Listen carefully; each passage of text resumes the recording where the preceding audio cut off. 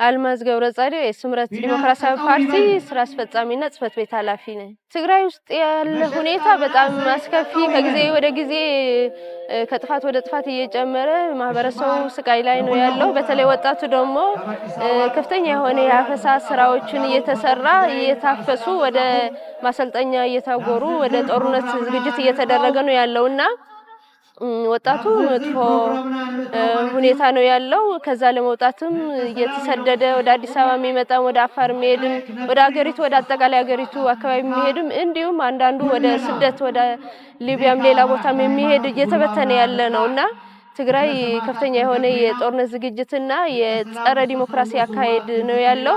ስለዚህ ከዛ ለመውጣት ለትግራይ ህዝብ እዚህ ሆነን ተጽዕኖ ለመፍጠር ነው ህዝቡ አዲስ አበባ ውስጥ የሚኖር የትግራይ ተወላጅ ሰላማዊ ሰልፍ እያደረገ ያለውና ትግራይ በጣም አስከፊ ሁኔታ ነው ያለው። እየታሰሩ እየጮሁ እናቶች አባቶች በጣም ከፍተኛ ችግር ላይ ነው ያሉ። ስለዚህ ከዛ ለማውጣት ዓለም እንዲያቀን ፌደራል መንግስትም ያውቃል ግን ምን ያህል እንትን እንዳለው ምን ያህል ችግር ላይ እንዳለና የአዲስ አበባ የሚኖር ህዝብም ከዛ መውጣት አለባቸው። ወደ ሰላማዊ መንገድ መሄድ አለብን። የፕሪቶሪያ ስምምነት መተግበር አለበት። ስለዚህ ለትግራይ ዳግም ጦርነት አያስፈልግም የሚለው ነገር ተቃውሞ ድምጹን ለማሰማትና ትግራይ ውስጥ እየተደረገ ያለው ደግሞ ተቃውሞ ለማቅረብ ነው እዚህ የተሰባሰበው። የተፈናቀሉ በእርግጥ አልተመለሱም፣ ወደ ቦታቸው አልተመለሱም፣ ወደ ቀያቸው አልተመለሱም።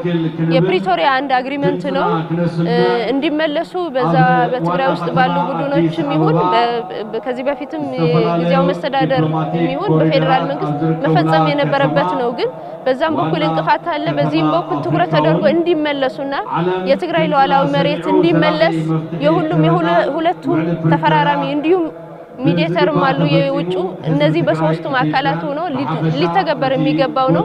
በትግራይ ውስጥ ተቃውሞ አለ እንዳይደረግ እንዳይሆን እንቅፋት የመሆን ሁኔታዎች ነበሩ። በፌደራል መንግስትም ቁጥር 1 ተወስዶ እንዲመለስ መደረግ ነበረበት። አሁንም በሰላማዊ መንገድ ነው መተግበር ያለበት። ሰላማዊ መንገዱን ግን እነሱ ትግራይ ውስጥ ያሉ ቡድኖች ፕሪቶሪያን አፍርሰውታል በራሳቸው ማለት ነው። እነሱ ስላሉ ፕሪቶሪያ አይፈርስም፣ ግን የማፍረስ ስራዎችን ግን ሰርተዋል ማለት ነው። ወጣቱ እንግዲህ ትግራይ ውስጥ ያለው ያው የጦርነት ዝግጅት እየተደረገ እንደሆነ ግልጽ ነው።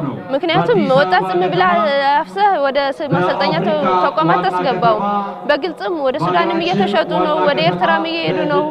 ስለዚህ ወጣቱ ወደ ጦርነት እንዳይሄድ እነሱ ወደ ማሰልጠኛ ምናምን እንዳይሄዱ በተደራጀ መንገድ መቃወም አለባቸው፣ መታገልም አለባቸው።